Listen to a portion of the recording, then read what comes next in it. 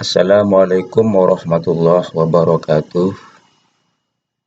Pada kesempatan kali ini, saya akan meresensi buku yang berjudul Elemen-elemen Semiologi yang ditulis oleh Roland Barthes. Buku ini merupakan buku terjemahan.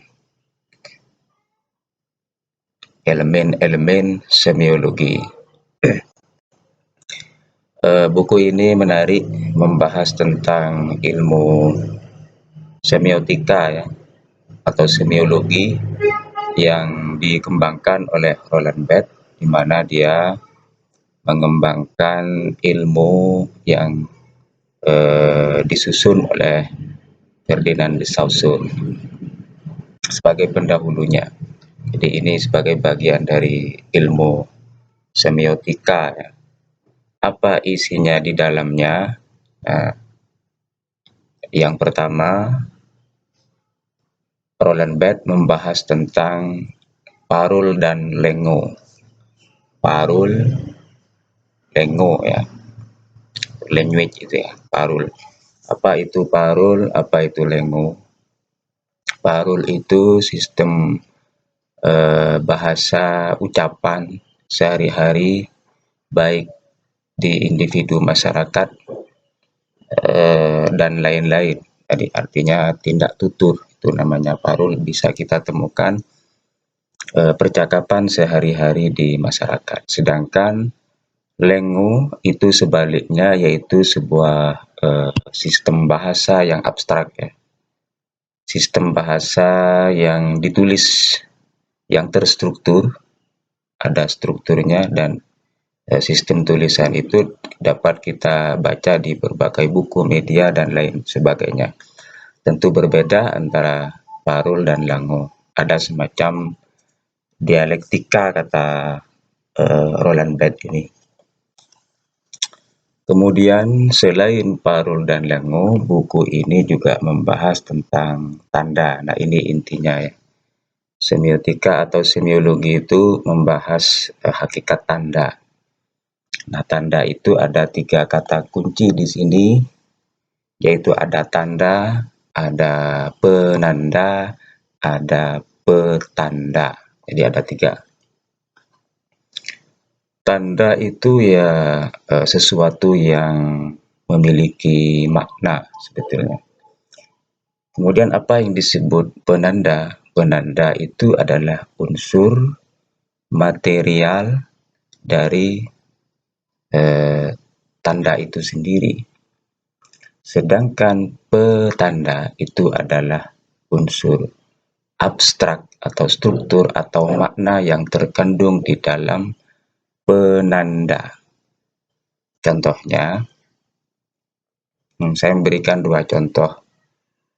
Misalkan ada lambang waru atau love itu ya, lambang love baik berwarna pink, merah, dan sebagainya, itu merupakan simbol itu kan, atau tanda. Nah, itu disebut juga sebagai penanda. Jadi ada materinya, ada gambarnya, love, gambar waru. Apa petandanya? Petandanya maknanya adalah sebuah maknanya adalah cinta atau fall in love, jatuh cinta. Ketika ada seorang laki-laki kemudian dia memberikan gambar love kepada seorang perempuan, maknanya berarti dia sedang cinta, sedang menyukai si perempuan tersebut. Nah, itu adalah penanda sekaligus petandanya, penanda dan petanda. Yang istilah lain yang dikenal itu ada sign, signifier, kemudian signified ya. Penanda dan petanda. Ini dibahas di subbagian kedua oleh Roland Barthes. Kemudian yang ketiga, Roland Barthes membahas tentang sintagma dan sistem. Nah, ini sulit dimengerti ya, karena memang buku semiotika ini sangat sulit dipahami karena bermain-main dengan tanda. Yang ketiga sintagma, kemudian sistem di dalam bahasa. Di situ ada oposisi, ada binarisme dan sebagainya. Yang keempat, bagian 4, bagian yang terakhir dalam buku ini membahas tentang denotasi dan konotasi. Nah, kalau dalam linguis, dalam bahasa, denotasi itu kan makna yang sebenarnya ya. Kemudian konotasi itu makna kiasan, bukan makna yang sesungguhnya. Kalau dalam logika, denotasi, konotasi itu kan semakin diperluas denotasi, maka konotasi semakin sempit. Semakin denotasi itu dipersempit, maka konotasi semakin ada kebalikan kalau dalam logika. Tapi dalam sistem bahasa atau dalam semiologi, semiotika ini, denotasi itu makna yang sesungguhnya, konotasi makna yang diperluas. Di sini dikaitkan dengan simbol atau gambar.